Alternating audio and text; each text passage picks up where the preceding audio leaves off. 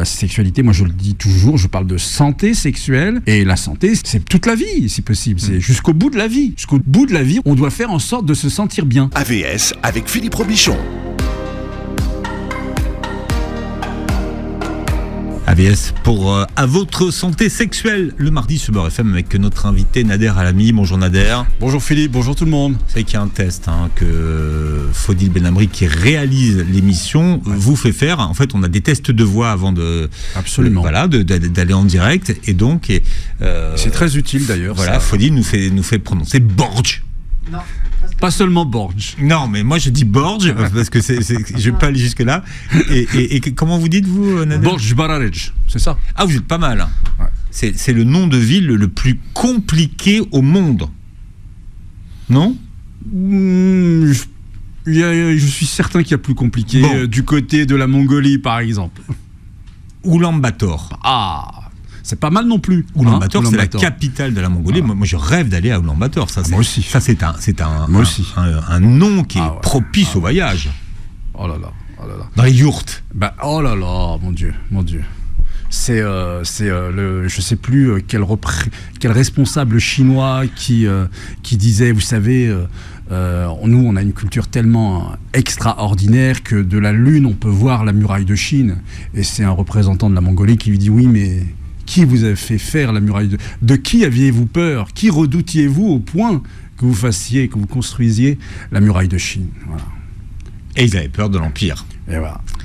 Alors Nader, je rappelle que vous êtes psychosexologue, diplômé de l'école de psychosexologie de Paris, que vous avez fondé C'est Libérez-vous, la nouvelle école de l'amour et du couple. Oui. Et nous allons parler aujourd'hui de la sexualité des seniors. Alors, une thématique qui vous a été inspirée par votre pratique. On a réalisé il y a quelques semaines une émission sur l'impact du porno chez les couples. Et à votre grande surprise, eh bien, le porno impactait également les couples de seniors. Absolument. Voyez, comme quoi on peut avoir des idées selon lesquelles ça impacterait des jeunes gens ou des quadras ou non, ça peut aller jusqu'à plus de 60 ans. Et effectivement, j'ai dans ma consultation des gens qui n'ont plus de sexualité parce que l'un préfère se distraire, on va dire ça comme ça, sur des supports pornographiques. Donc ça met de la zizanie dans le couple, oui. Oui, c'est pas un truc que de jeunes en fait finalement. Tout à fait. Alors la sexualité des plus de 60 ans est un sujet, on va dire peu abordé. Je sais pas si on dit que c'est tabou aujourd'hui. C'est tabou.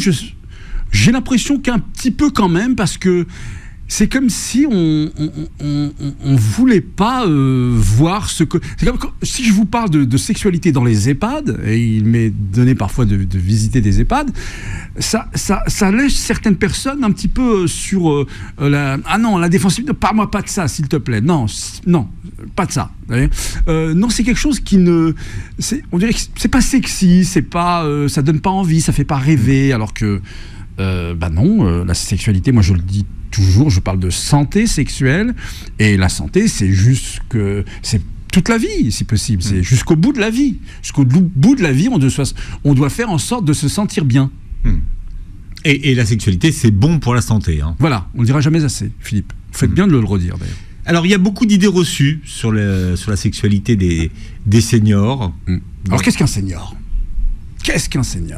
À partir de quand on est senior ? Alors ça, je crois que sur le marché du travail, c'est 45 ans. Ouais. De mémoire, mais j'en sais rien. Alors je crois qu'il y a une loi concernant les seniors qui est à partir de 50 ans. Voilà, comme quoi les entreprises ont des primes ou enfin des privilèges, je ne sais plus trop quoi, dès lors qu'elles conservent, qu'elles prennent soin de leurs employés qui ont 50 ans et plus. Alors pour le sexologue que vous êtes, Nader, on est senior en sexualité à partir de quel âge ? Alors, moi je dirais que cela dépend des gens, que véritablement chaque personne est unique, et je dirais qu'on est senior à partir de l'apparition de premiers troubles qui peuvent être liés à l'âge. voyez, ménopause chez les femmes, sécheresse vaginale qui apparaît chez les hommes, de plus en plus souvent de problèmes liés à l'érection. Voilà, à partir de ce moment-là, ouais, ou problème aussi de libido chez l'un et l'autre, qui dure dans le temps.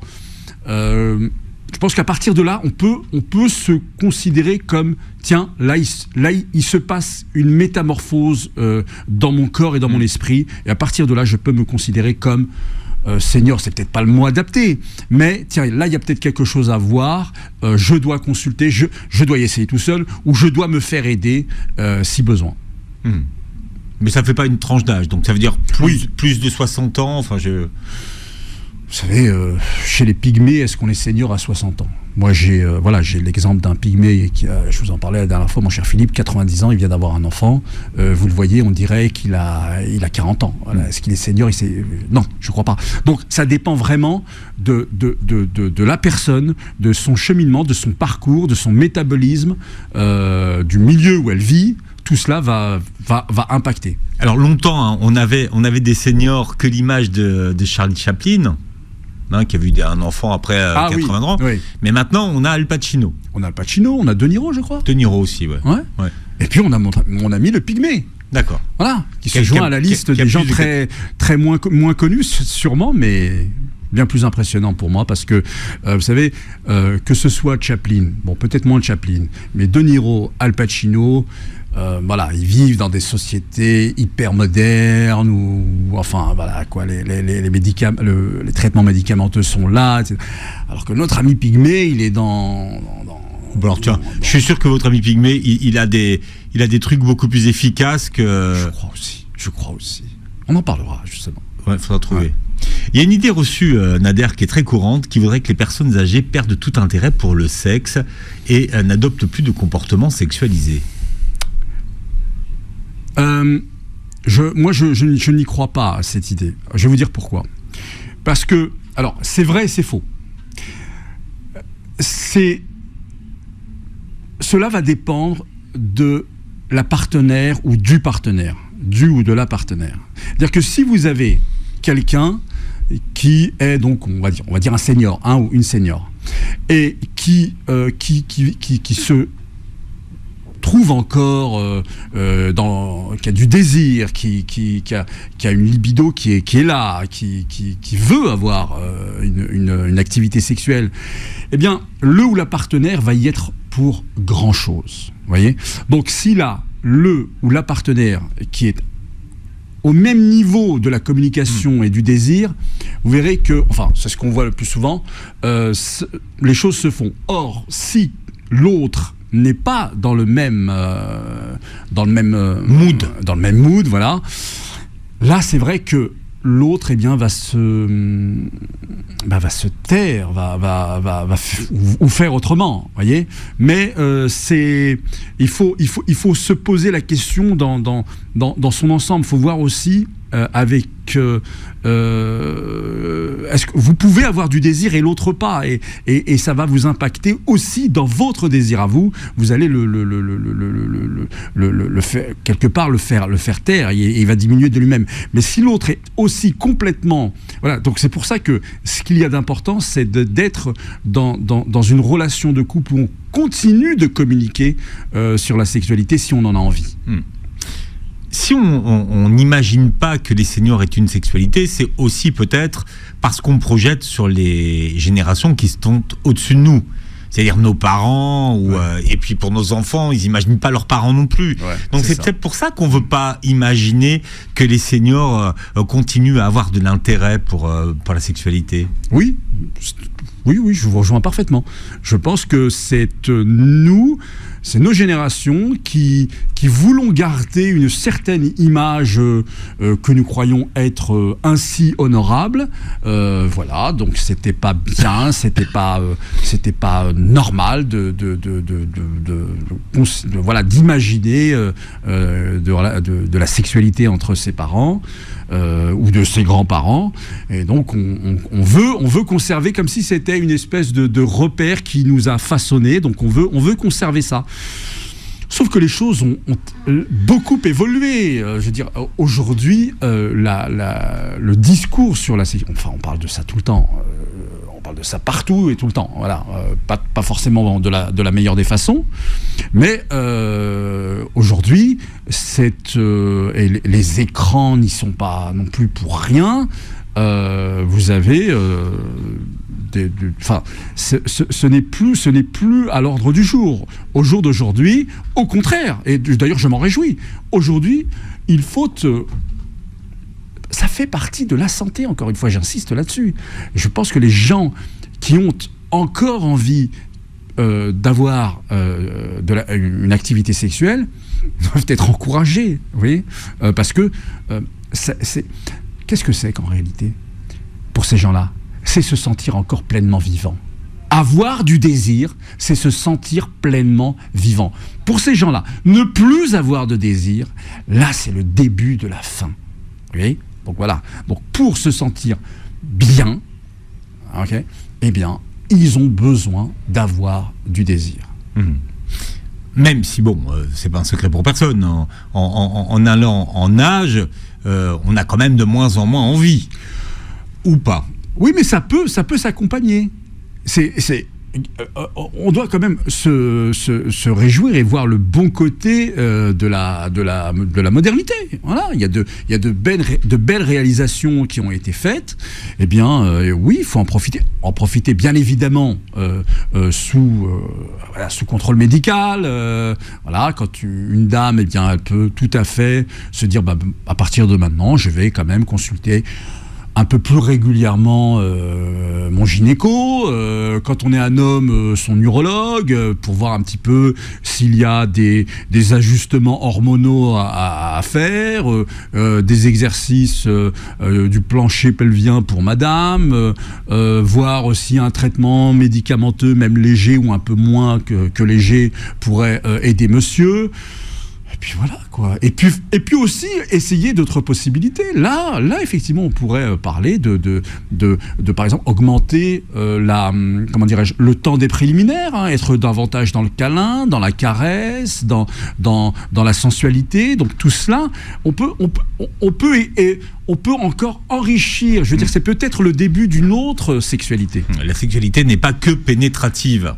Non, elle n'est pas que pénétrative. Faire l'amour, c'est plus grand que cela. C'est aussi cela, mais c'est plus grand que cela. L'amour et faire l'amour, ça n'a pas d'âge. On en parle ce matin à travers la sexualité des seniors avec Nader Alami. Dans un récent sondage réalisé sur les 50 ans et plus, eh bien, 37% d'entre eux ont répondu que leur sexualité était meilleure qu'avant. Tiens.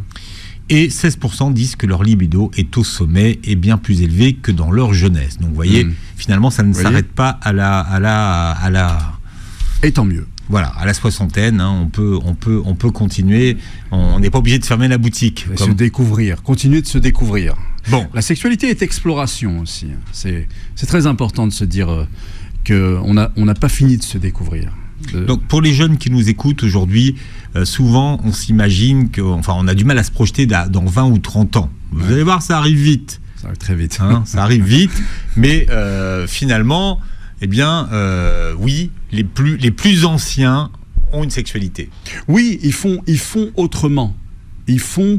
vous savez, c'est la nécessité fait loi. Vous savez, quand on peut pas de cette façon, on peut plus de cette façon, eh ben on va trouver une autre façon de faire. Mais l'important, vraiment, je conseille aux gens qui nous écoutent de ne pas se dire, voilà, de mettre au placard un sentiment de culpabilité inutile. Il faut s'aimer le plus longtemps possible, c'est très bon pour votre santé, et pour cela, alors vous avez deux choses, on parlait du partenaire tout à l'heure, parce que là, évidemment, il faut être dans une belle communication, sinon ça ne marche pas. On n'a plus l'âge de faire semblant, hein, quand on est un senior ou une senior, on n'a plus l'âge de faire semblant. Donc profitons-en pour communiquer vrai, vous voyez, et bien évidemment, et là sur le plan plutôt physiologique, l'exercice physique, tout le monde me le dit, l'exercice physique, c'est-à-dire pas forcément un sport intensif, attention, mais être quelqu'un qui bouge, savez, ça fluidifie votre circulation sanguine et on se sent mieux et on se sent avec plus de désir.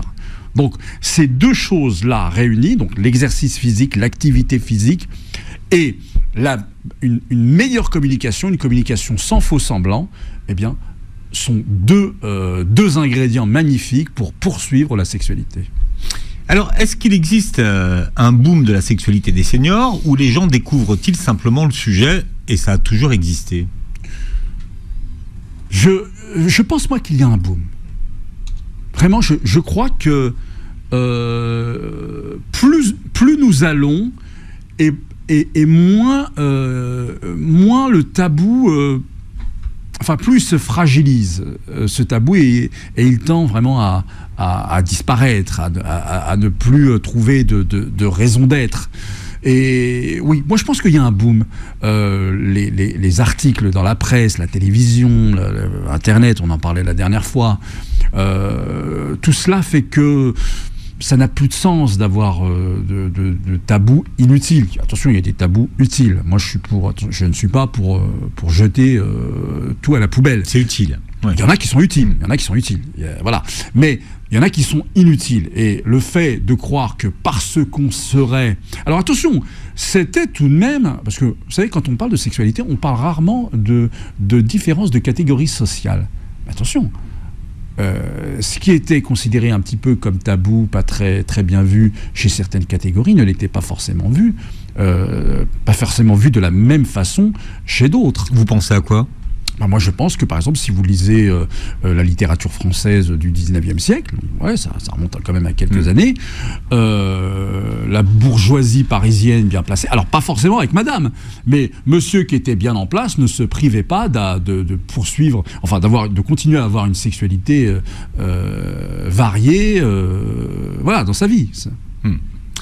Alors, le mythe de la fin de la sexualité au moment de la ménopause est terminé aujourd'hui. Oui. Mais c'est vrai qu'auparavant, on disait après la ménopause, c'est fini. Ouais. Eh bien non, c'est pas fini, et même ça peut démarrer de plus belle. Hein. Vous avez beaucoup de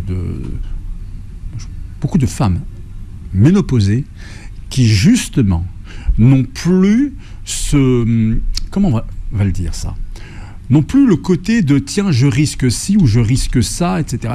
Et donc on se lâche complètement.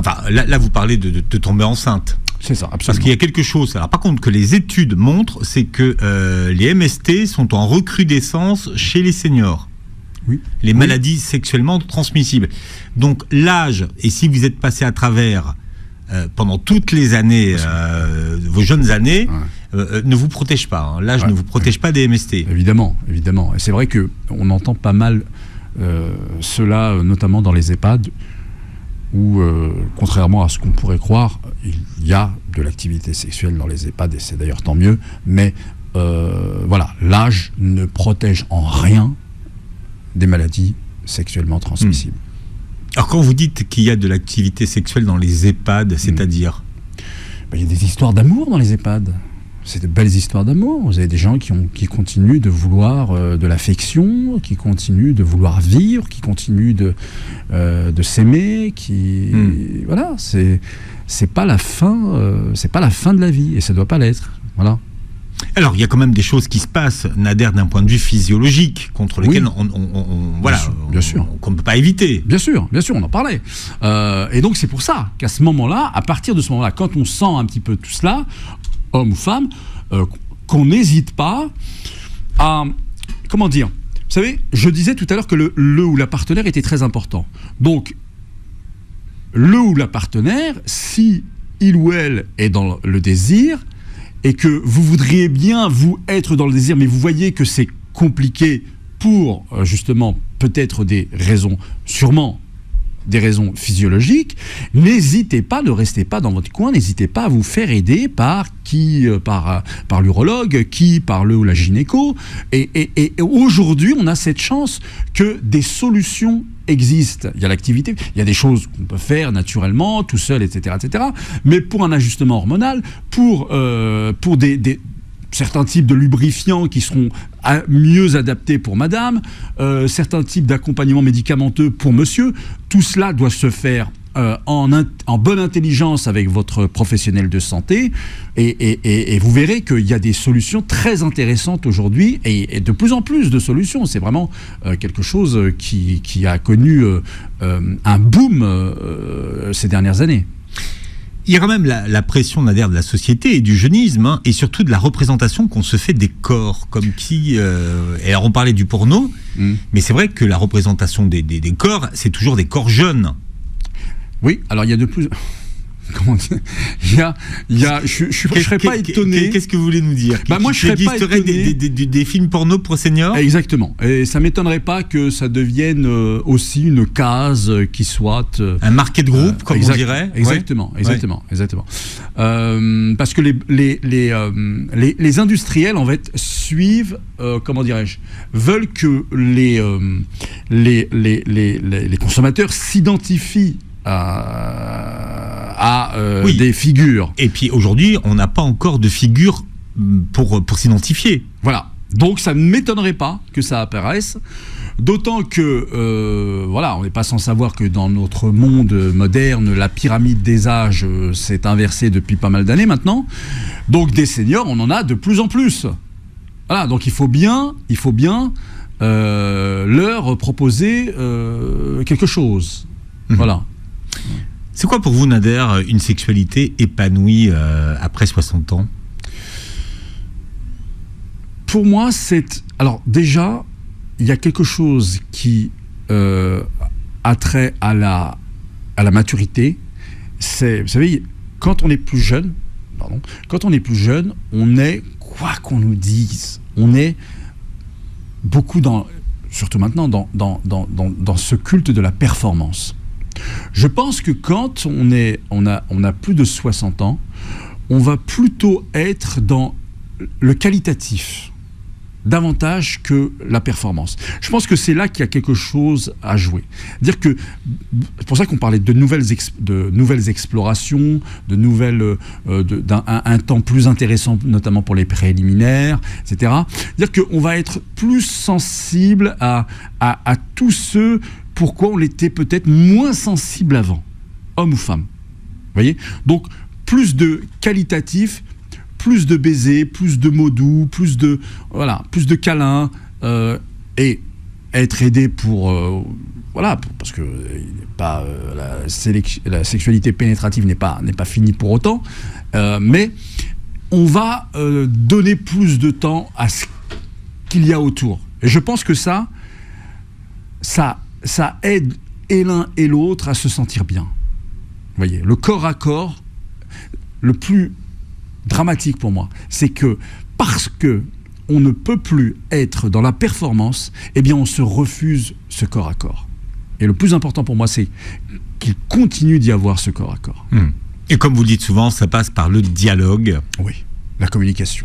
Alors là, si, on a tout le temps pour communiquer. Normalement, senior, qui dit senior, dit on travaille moins, peut-être qu'on est à la retraite, donc on a... Et puis, il y a quelque chose qu'il faudrait certainement ajouter, c'est que on peut commencer, et là on est dans ce que mon ami Alain Héril appelle la sexualité sacrée, c'est on commence une relation sexuelle avant même de la commencer.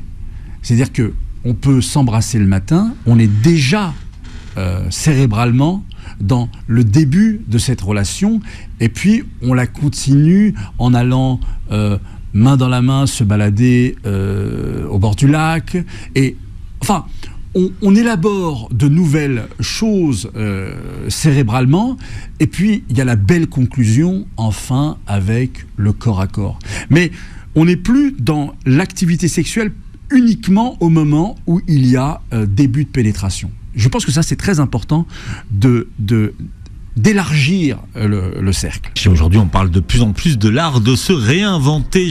Et en prenant de l'âge, eh bien, il faut savoir réinventer sa sexualité. On parle de la sexualité des seniors ce matin avec Nader Alami. La sexualité des seniors qui ne s'arrête pas avec l'âge. Mais il y a quand même des choses qui changent. Quid de la libido avec l'âge ? Vous savez, mon cher Philippe, comment ça vieillit, la libido ? On est... je crois qu'on l'a beaucoup dit ici, dans les grandes villes, de toute façon, il y a un problème avec la libido, même plus jeune. Aujourd'hui, les gens, perturbateurs endocriniens, stress, malbouffe, sédentarité incroyable, parce que voilà, bureau toute la journée, voiture ou transport, ensuite on est, même quand on rentre chez soi après, on est sur son écran, machin, donc c'est jamais bon. Libido, ça vient aussi avec le sang qui circule dans votre corps, voyez. Et puis l'énergie que vous ingurgitez quand vous mangez, parce que c'est de l'énergie que vous allez chercher, si elle n'est pas revigorante, eh bien vous n'allez pas chercher de l'énergie, vous allez juste remplir votre corps. Voilà. Donc la libido, elle peut se travailler, on a parlé d'exercice physique, mais on peut, et moi j'insiste pas mal là-dessus, c'est sur les compléments alimentaires. Voilà. Pour trouver un petit peu, trouver un équilibre entre tout ce stress que l'on peut vivre ici, voire des compléments alimentaires qui peuvent aider je ne vous parlerai pas des huîtres, mon cher Philippe. Alors, non, ne m'en parlez pas, puisque vous m'envoyez suffisamment de photos pour ne trahir aucun secret. Vous mangez beaucoup de produits de la mer, Nader. Oui, mais voilà, mais chacun ses compléments alimentaires qui vont vous aider justement dans, voilà, vous avez besoin de... Alors pour ceux qui ne sont pas au courant, parce qu'il faut le dire, Nader, parce que peut-être que les gens ne connaissent pas les vertus des huîtres. C'est du zinc. Voilà, elles sont fortes en zinc et c'est très important justement pour notamment pour votre libido. Mais il n'y a pas que ça. Vous avez des besoins que vous pouvez trouver dans certaines épices. Vous pouvez trouver cela dans... Alors tiens, par exemple, c'est l'époque, c'est la période, voilà, c'est mieux. Mais allez vous, comment dirais-je, allez vous faire votre plein de pastèques. Vous voyez, ça c'est très bon, ça, la pastèque. Vous en prenez, mon cher Philippe, je l'espère. Ah, pas du tout. Je ne mange pas de pastèque. Jamais. Ah, mais vous devriez. Non, parce que je trouve, en France, je ne mange pas de pastèque. Je trouve qu'elle n'est pas toujours très bonne. Mais par contre, quand je vais à l'étranger, oui, avec plaisir. Mais en France, on peut avoir des déceptions. Hein. Ouais. Mais enfin voilà, donc il y a des choses dont on se prive. Mais alors, quelles sont les vertus de la pastèque, Nader? Parce que là, peut-être que je vais changer de régime. La pastèque, alors, vous mangez de la pastèque, oui, et vous voyez bien que dans votre corps, il se passe des choses. Le sang circule. Voilà. Tout est une question de fluidification de votre circulation sanguine. Vous savez, il y a des choses... tiens, voilà, pourquoi on parlait d'exercice physique aussi tout à l'heure, toujours pour la circulation sanguine. Vous avez des gens qui vont faire des tests pour voir si le taux de testostérone est élevé. Et ils peuvent le trouver effectivement correctement élevé. Et pourtant, il y a quand même des complications. Eh bien, c'est parce que leurs artères, petites ou grandes, peuvent être bouchées. Parce que la malbouffe qu'ils ingurgitent, les bons aliments qu'ils ne prennent pas, tout cela fait que bien que vous ayez un taux de... Le bide, si vous me permettez cette expression, qui prend de la place, et on nous dit de plus en plus, alors il y a des études qui nous disent que, attention, le bide a cette... prendre du gras dans le ventre, peut avoir... La graisse abdominale. Merci Philippe. Mais j'aime bien le bide, tout le monde avait compris en fait. Hein. Eh bien, ça peut transformer, mon cher Philippe, votre taux de testostérone, de la testostérone en oestrogène. Vous voyez ? Donc, en hormone féminine. Exactement. Ouais. Donc, ce qui est évidemment pas très bon pour l'érection, par exemple. Vous voyez ? Donc, c'est pour ça que c'est important à un moment donné, quand on arrive, par exemple, à un certain âge, voir dans votre alimentation un remède ou un mal. Vous voyez, Socrate nous disait ton premier remède, c'est ce que tu manges. Hein, la première médecine, c'est ce que vous ingurgitez. Mais, donc, c'est encore plus vrai quand vous atteignez un certain âge. On n'a plus le droit d'être dans les sodas, dans les sucres, dans les... non, ça, c'est terminé. Si on pense à sa santé sexuelle. Quel est l'impact en vieillissant sur le désir et les orgasmes ? Bien, si on fait tout ce qu'on dit depuis tout à l'heure, je pense qu'on peut s'étonner soi-même, vraiment.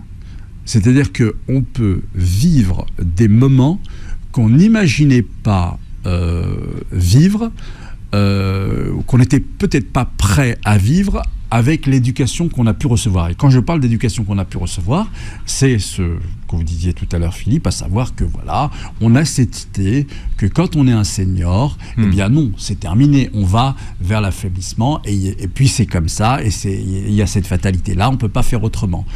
Or, mais ça aussi, c'est une culture. C'est-à-dire qu'on finit par être ce que l'on croit être. Vous voyez ? Quand vous me dites que c'est forcément comme ça, et que je l'intègre dans mon esprit, eh bien ce sera comme ça.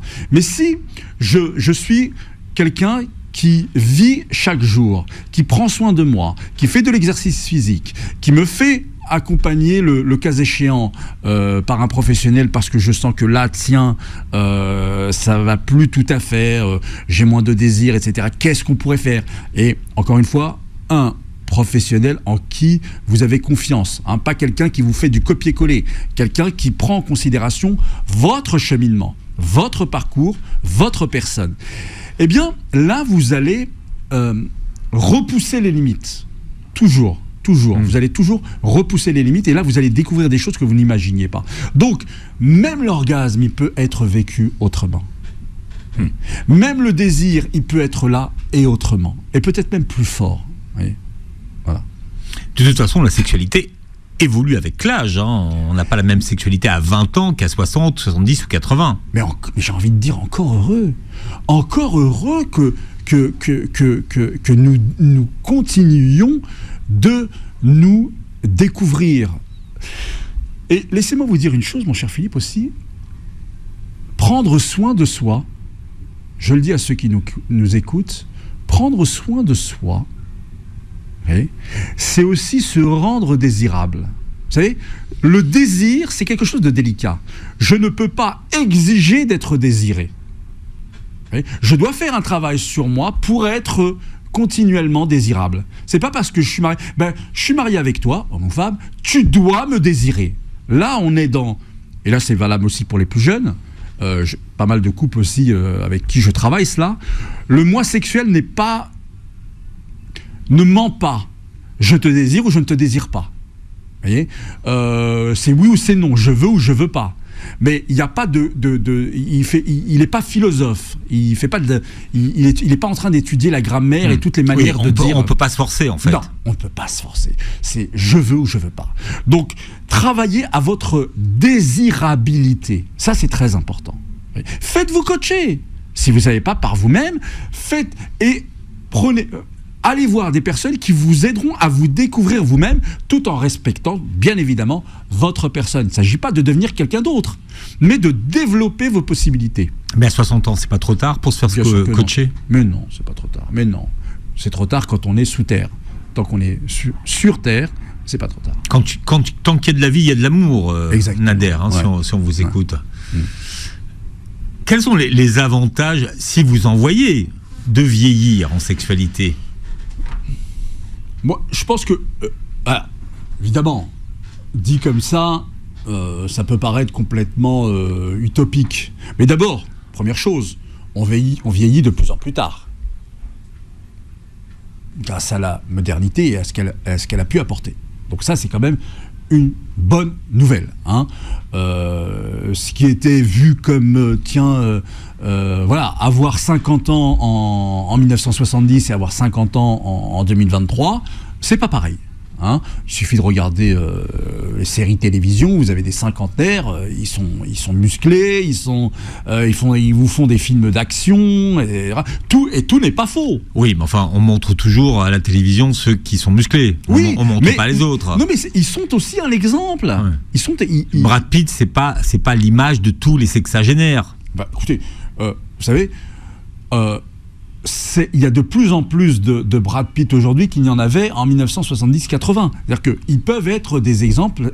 Qu'est-ce qu'ils nous disent en fait ? Ils nous disent c'est possible. C'est possible pour qui le voudra. Voyez, je pense que le problème est surtout dans la manière de vivre que vous choisissez ou que vous vous imposez, ou que malheureusement, c'est vrai, parfois on vous impose. Hein, si vous êtes dans un environnement stressant malgré vous, bon, faites en sorte d'en sortir. Je sais que c'est pas toujours facile, mais voilà. Mais une fois que vous avez réussi à en sortir, vous pouvez décider d'explorer tous les possibles. Et donc on est vieux beaucoup plus tard. Donc ça, c'est quelque chose de tout à fait nouveau, c'est quelque chose de tout à fait moderne. Donc ensuite, c'est avoir le pire dans nos sociétés aujourd'hui, c'est que l'avantage de la vieillesse, s'il en est un, c'est tout de même la sagesse. C'est tout de même la sagesse. Si on a un grand âge et qu'on n'a pas acquis la sagesse, c'est que la vie nous aura appris très peu de choses. Hein, donc, dans sagesse... Là, vous parlez de la sagesse... oui, mais puisqu'on parle de sexualité... Spirituelle. Oui, aussi. Mais vous savez, la sexualité et la spiritualité, pour moi, c'est le même moule. C'est la même chose. C'est la même chose. Eh bien, justement, cultiver davantage de spiritualité dans votre sexualité. On parlait du corps à corps. Allez voir un petit peu du côté de nos amis indiens, de nos amis chinois, comment ils élaborent toutes ces choses-là, voir dans la sexualité surtout beaucoup plus de santé que vous ne pouviez le voir parce que vous étiez davantage dans des histoires de performance avant. Vous étiez beaucoup plus instinctif avant, vous l'êtes peut-être moins après, mais vous pouvez tout de même explorer de nouvelles façons de faire qui vont vous enrichir en quiétude. Voilà, il faut que la sexualité devienne un chemin vers la quiétude. La sexualité ne s'arrête pas en vieillissant, c'est Nader Alami qui nous le dit. Ça tombe bien, ça nous arrange. Merci Nader. Vous réécouterez cette émission en podcast sur beurrefm.net et surtout les serveurs qui reprennent les programmes de Beurre FM. Puis vous verrez la vidéo et la nouvelle très belle chemise de Nader. Hein. C'est vrai que je commente vos tenues tous les mardis, mais ça vaut le coup. Merci. Là, c'est une nouvelle chemise. Vous allez voir, très motivé, je sais pas comment on dit, mais en tout cas très voilà. Oui, c'est ça, motivé, ça me va. Ça vous va, Nader ? Oui, ça va. Bien. Et on vous retrouve mardi prochain. Passez une très belle journée santé sur Beurre FM.